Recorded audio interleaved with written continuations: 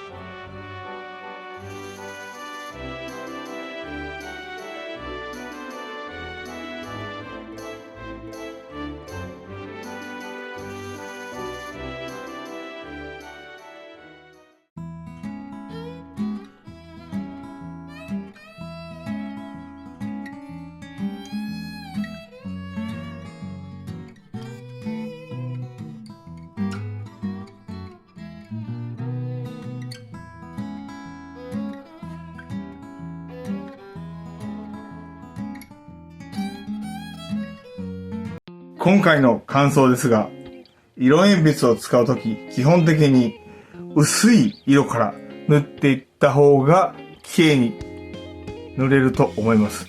いきなり濃い色を使うと汚い、あまり良くない色になってしまいます。基本的に色鉛筆は重ね塗りで綺麗な色が出ます。ですので、そちらの方ポイントとなっておりますので、気をつけてください。また、こちらの漫画ライナーのペンがインク切れましたので、こちらのペンのインクに切り替えさせていただきました。ありがとうございます。今回の動画はいかがでしたか？よかった、最高と思った方は、登録、高評価、コメントをよろしくお願いいたします。これからもずーっとなおと絵や画材の勉強していきましょう。それでは今回もなおと長いお付き合いありがとうございました。次回の動画までバイチャー。